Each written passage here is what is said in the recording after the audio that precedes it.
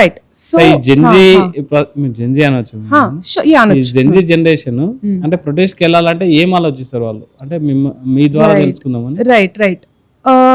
So నేను ముందు చాలా ప్రొటెస్ట్ లో పాల్గొని ఉన్నాను. సిఏ ఎన్ఆర్సీ ఇష్యూ అయినప్పుడు లమాకాన్కి వెళ్ళాను, అక్కడ ప్యానల్ మీటింగ్స్ అవుతాయి, అవి అటెండ్ అయ్యాను. కంచి గచ్చిబౌలి ఫారెస్ట్ అది ఆ ఇష్యూ అప్పుడు నేను ఇక్కడ హెచ్సియు లో ఉన్నాను.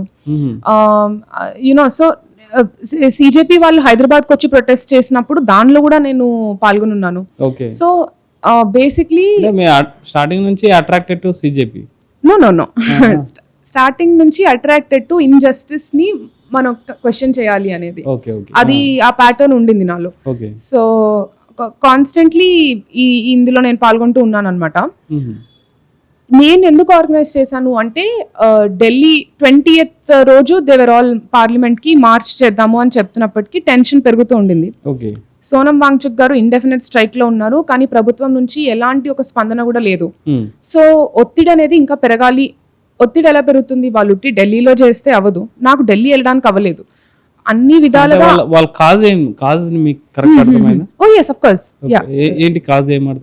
సో ఈ నీట్ విద్యార్థులు ది పేపర్ లీక్స్ ఇష్యూ అనేది అస్సలు మామూలు విషయం కాదు. మనము ఇంతేనేమో గవర్నమెంట్, ఇంతేనేమో ప్రభుత్వం, ఇంతేనేమో ఎడ్యుకేషన్ సిస్టమ్ అని మనం అడగకుండా పిల్లలు మళ్ళీ మళ్ళీ రాస్తారు. ఓపిక సహనించిన పిల్లలు పాపం ఆత్మహత్య చేసేసుకున్నారు. సో ఈ ఆత్మహత్య చేసేసుకున్న పిల్లల్ని కూడా మనము సూసైడ్ అంటాం, కానీ సిస్టమిక్ మర్డర్ అనేది మనం అసలు అది అలా చూడట్లేదు. ఫస్ట్ టైం ఇప్పుడు మనం ఈ ప్రొటెస్ట్ వల్ల అంటే 2021 నుంచి 2026 వరకు దాదాపుగా 93 డెత్స్ అయ్యాయి.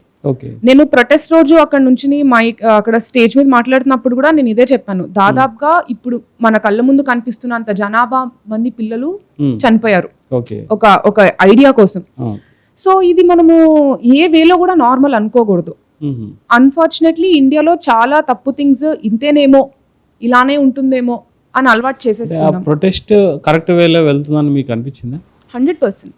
100%.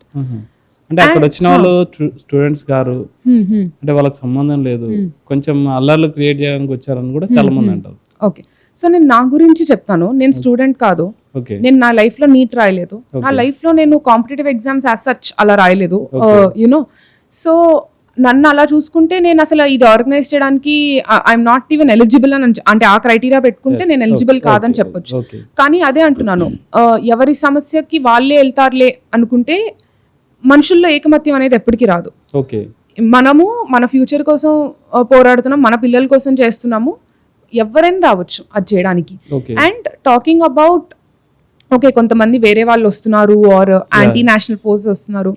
సో నాకేమనిపిస్తుంది అంటే ఒక మాస్ స్కేల్లో ప్రొటెస్ట్ అనేది జరుగుతున్నప్పుడు ఆర్ మేబీ నేను ప్రొటెస్ట్ ఆర్గనైజ్ చేసినప్పుడు కూడా ఏమైందంటే many political groups wanted to come, వాళ్ళ మైలేజ్ కోసం. పొలిటికల్ పార్టీస్ లో వర్క్ చేస్తున్న వాళ్ళు వాంటెడ్ టు కమ్. ఎంతో కష్టంతో మేము చెప్పాము, యు ఆర్ నాట్ కమింగ్, మీకు మైక్ ఇచ్చినా కూడా మీరు మీ పర్సనల్ ఇది చేసుకోవట్లేదు, మీరు కాజ్ కోసం వచ్చి ఏమైనా సపోర్ట్ చేయాలంటే మీరు చేసుకోండి. ఎందుకంటే ఎవరిని until they are creating chaos మనం ఎవరిని పంపడానికి లేదు, అక్కడ నుంచి ప్రొటెస్ట్ చేయడానికి అందరికీ హక్కు ఉంది. సో ఢిల్లీలో హక్కు ఉంది కానీ అంటే కొన్ని స్లోగన్స్ కూడా, అంటే మీరు డైరెక్ట్ వీడియోస్ ఉన్నాయి, కొన్ని స్లోగన్స్ కూడా యాంటీ నేషనల్ సంబంధించి ఉన్నాయి. నాకు ఎగ్జాంపుల్ ఇవ్వండి. పాకిస్తాన్ జిందాబాద్ అని, రామ్ కో హటావో, ఇలాంటి స్లోగన్స్ అయితే చాలా ఉన్నాయి. అంటే అవి దానికి కారణం ఎవరంటారు? దానికి కారణం ఆ ఇండివిజువల్ మాత్రమే. ఆ ఇండివిజువల్ మాత్రమే వాళ్ళు ఏం వెస్టెడ్ ఇంట్రెస్ట్ తో వస్తున్నారు అనేది మానిటర్ చేయడం కష్టం అయిపోతుంది. అండ్ రీసెంట్లీ అభిజిత్ దీప్కే కూడా ఒక ఇంటర్వ్యూలో ఏం చెప్పారు, ఇలాంటి కేయాస్ క్రియేట్ చేసే వాళ్ళు ఆర్ యాంటీ నేషనల్ ఫోర్సెస్ మన దేశంలో ఫ్రీగా తిరుగుతుంటే దాన్ని కంట్రోల్ చేయాల్సింది ఎవరిది రెస్పాన్సిబిలిటీ? పోలీస్ ఫోర్స్ది, హోమ్ మినిస్టర్ది. సో అది మళ్ళీ గవర్నమెంట్ ఫెయిలియరే కదా. If there are chaos creators, ఇప్పుడు ప్రొటెస్ట్ లో స్టూడెంట్స్ ఉన్నారు, ఇలాంటి వాళ్ళు ఉన్నారు, కంట్రోల్ చేయాలని పోతే నార్మల్ స్టూడెంట్స్ కూడా ఎఫెక్ట్ అవుతారు. సో వాళ్ళు ఇలాంటి జాగ్రత్తలు తీసుకోవాల్సి వస్తుంది. అంటే నో, కంట్రోల్ చేయడానికి వెళ్తే స్టూడెంట్స్ కి ఇంకా సేఫ్టీ అనేది ఏర్పడుతుంది. కంట్రోల్ చేయడానికి వెళ్ళడము డజంట్ మీన్ మనం లాఠీ తీసుకుని కొడుతున్నామని కాదు, వాళ్ళని ఆ స్పేస్ నుంచి క్లియర్ చేసేయడము. ఇప్పుడు నేను ఎప్పుడు ప్రొటెస్ట్ ఆర్గనైజ్ చేసినా పోలీస్ పర్మిట్స్ తో చేశాను, ఎందుకంటే సపోజ్ ఇలాంటి మీరు చెప్తున్నట్టు యాంటీ నేషనల్ పీపుల్ కానీ ఎవరైనా వచ్చి రాళ్ళు ఇసిరినా కానీ ఆర్ ఎవరైనా ఇప్పుడు మేము రూలింగ్ పార్టీకి ఒపోజిషన్ గా మాట్లాడుతున్నాము, అవును. అక్కడ కేయాస్ క్రియేట్ అవ్వడానికి చాలా హై ఛాన్సెస్ ఉన్నాయి. అంటే మీ ఉద్దేశం ప్రకారం మీరు రూలింగ్ పార్టీకి అపోజిషన్ వెళ్ళాలన్నా లేకపోతే స్టూడెంట్స్ కి న్యాయం చేయాలన్నా? ఈ కేసులో రెండు ఒకటే. ఓకే, ఈ కేసులో రెండు ఒకటే. సో అంటే మీరు ధర్మేంద్ర ప్రధాన్ రాజీనామా కోసం స్ట్రైక్ చేశారు, ప్రొటెస్ట్ చేశారు, రాజీనామా చేశారు.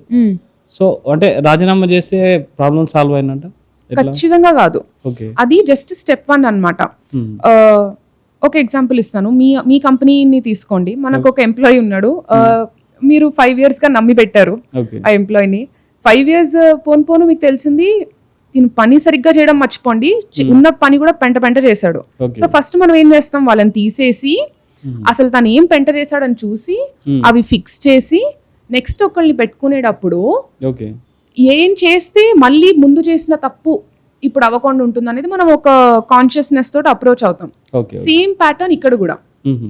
సో ఆయన తీసేయడం ఓన్లీ ఫస్ట్ స్టెప్ మాత్రమే. ఆ సీట్ మళ్ళీ ఇంకొకరు ఫుల్ఫిల్ చేశారు ఇప్పుడు. ఓకే, ఆయనకి ఒక భయం ఉంటుంది. ఎంత బయటకి వాళ్ళు చెప్పుకోకపోయినా నా కుర్చీ పర్మనెంట్ కాదు అని అయితే ఒక ఫీలింగ్ వాళ్ళకి ఉంటుంది. అండ్ అది మేము కలిగించాం. ఓకే, సో దీంట్లో అంటే మీరు జెన్జీ వే ఆఫ్ థింకింగ్ గురించి చెప్తున్నాను. ఇప్పుడు ధర్మేంద్ర ప్రధాన్ రిజైన్ చేశారు అంటే నేను పార్టీ తరఫున మాట్లాడుతున్నాను. ధర్మేంద్ర ప్రధాన్ రిజైన్ చేశాడు. సో అలాగే కాంగ్రెస్ సపోర్ట్ చేసింది. అలాగే కాంగ్రెస్ రూల్ చేసే కొన్ని స్టేట్స్ ఉన్నాయి, అక్కడ కూడా ఇలా జరిగింది. కరెక్ట్. వాటి గురించి మీరు ప్రొటెస్ట్ అంటే మీ ఆలోచన అది రాలేదా మీకు? మీకంటే ఖచ్చితంగా అది ఖండించాల్సిన విషయమే. లైక్ ఐ సెడ్, మేమందరము కూడా ఒక పర్సనల్ లైఫ్ అనేది ఒకటి ఉండి దాన్ని పక్కన పెట్టి ఇది అనేది మేము ఉద్యమం చేస్తున్నాము. Just yesterday me and my team we were speaking about how మనం జార్ఖండ్ పేపర్ లీక్ కి కూడా ధర్నా చేయాలి అని మేము ప్లాన్ చేస్తున్నాం దాని గురించి కూడా. ఓకే, సో అది లేదు అని చెప్పలేము, ఇంకా అవ్వలేదు is what I'm trying to say. So but అది ఖచ్చితంగా చేయాలండి. సెలెక్ట్ ఈ విషయంలో కాంగ్రెస్ ని మీరు సపోర్ట్ చేస్తారా? ఏంటి జార్ఖండ్ లో అవుతున్నా? లేదు, ఇప్పుడు మీరు సిజేపీ ప్రొటెస్ట్ లో కాంగ్రెస్ సపోర్ట్ చేసింది, కాంగ్రెస్ కి మీరు సపోర్ట్ చేస్తారు? నేను చేయను, ఎందుకో చెప్తాను. ఎప్పుడైనా కానీ రూలింగ్ పార్టీని కఠినంగా ఒపోజ్ చేయాల్సిన డ్యూటీ ఒక ఒపోజిషన్ పార్టీది. అది ఫెయిల్ అయింది కాబట్టి కాక్రోచ్ జనతా పార్టీ అని ఒక ప్రెషర్ గ్రూప్ ఏర్పడింది. ఒపోజిషన్ వాళ్ళ డ్యూటీ కరెక్ట్ గా చేసుంటే, time to time ruling party mistakes ని కఠినంగా ఖండించుంటే మనకి కాక్రోచ్ జనతా పార్టీ అనే ఒక సంస్థ వచ్చేదే కాదు. It is an outcome of the opposition parties failure. So absolutely no support to it. And Congress అది ఖండించినప్పుడు కూడా మూమెంటం పిక్ అయినప్పుడు where we didn't need Congress's help, we didn't need Congress's opinion, అప్పుడు వచ్చారు. సో పొలిటికల్ పార్టీస్ కి చాలా పలుకుబడి ఉంటుంది, పీపుల్ సపోర్ట్ ఉంటుంది. సో వీళ్ళు ఎర్లీ సపోర్టర్స్ అయి ఉండాలి ఇలాంటి మూవ్మెంట్స్ కి. మనకి ఎప్పుడైతే మూమెంటం పిక్ అయిందో వాళ్ళ అడ్వాంటేజ్ కోసం సీన్ లోకి రాకూడదు. So that is what has happened. Okay, అంటే ఇప్పుడు అంటే సిజేపీ ప్రొటెస్ట్ ఇక్కడ చేశారు, సిజేపీ కాల్ నుంచి ప్రొటెస్ట్ చేశారు, లేకపోతే యాజ్ పర్ యువర్ నాలెడ్జ్ అంటే మీ ఐడియా ప్రకారం సిజేపీ అనేది ఏంటి? సిజేపీ అనే పార్టీకి మీరు ఏ విధంగా చూస్తారు? Okay, so first thing, CJP Cockroach Janata Party ఒక సెటైరికల్ వేలో నేమ్ చేశారు, ఎందుకంటే భారతీయ జనతా పార్టీకి సెటైర్ గా. But it's not a political party. Okay, so అది చాలా మంది అక్కడ కన్ఫ్యూజ్ అవుతారు. ఇప్పటి వరకు అయితే Abhijit Dipke the head of Cockroach Janata Party, ఆయన క్లియర్ గా ఉన్నారు. మాకు పాలిటిక్స్ లో దిగాలని లేదు, మాకు కంటెస్ట్ చేయాలని లేదు, we will work as a pressure group. అంటే రేపు ఏ గవర్నమెంట్ అయినా పవర్ లోకి రానివ్వండి, వాళ్ళ మీద ఒత్తిడి మేం పెడతాం ఇక్కడ కూర్చుని. సో యాజ్ అ కాన్సెప్ట్ నాకు చాలా న్యూ అనిపించింది అండ్ చాలా వండర్ఫుల్ అనిపించింది. ఎందుకంటే ఉద్యమాలు చేశాక తర్వాత పొలిటికల్ పార్టీస్ ఫామ్ అవడం మనము డెకేడ్స్ నుంచి చూస్తున్నాం, అది మనకు కొత్త ఏం కాదు. అండ్ అలా జరిగినప్పుడు పర్లేదు, మనకు కూడా ఒక ఆప్షన్ యాడ్ అవుతుంది ఉన్న ఆప్షన్స్ లో చూస్ చేసుకోవడానికి. కాకపోతే ఎక్కడో దగ్గర మనకు ఒక భయం ఉంటుంది, నెక్స్ట్ వీళ్ళు కూడా ఉన్న వాళ్ళలాగా అయిపోతారేమో అని. సో అభిజిత్ దీప్ కి చాలా స్ట్రాంగ్ గా నుంచోవడం, దట్ లేదు మేము ప్రెషర్ గ్రూప్ లా వర్క్, దానికి ఫస్ట్ చాలా కరేజ్ కావాలి. ఎందుకంటే ఏ పార్టీ వచ్చినా కూడా నువ్వు వాళ్ళతోటి ఒక ఇష్యూ పిక్ చేసుకుంటావు అంటే నీకు అనువున ఒక డేంజర్ ఉంటుంది. అంటే ఇప్పుడు అభిజిత్ దీప్కే గురించి మీకు ఐడియా ఉందా? అంటే బ్యాక్గ్రౌండ్ బేసిక్ ఓకే ఓకే అంటే నచ్చే మీరు కొంచెం ఫాలో అవ్వాలనుకున్నారు. He makes sense so far. Okay right, so far he makes sense. నేను అదే చెప్తున్నాను, గుడ్డిగా నమ్మకూడదు ఏ political party or anybody. Tomorrow Dipke can also disappoint me, so I'm ready for that also. It's a political party ఈ individual ది కూడా మనం అంత ఫ్యాన్ అయిపోకూడదు where we don't see their flaws. So I'm open to that. Yeah.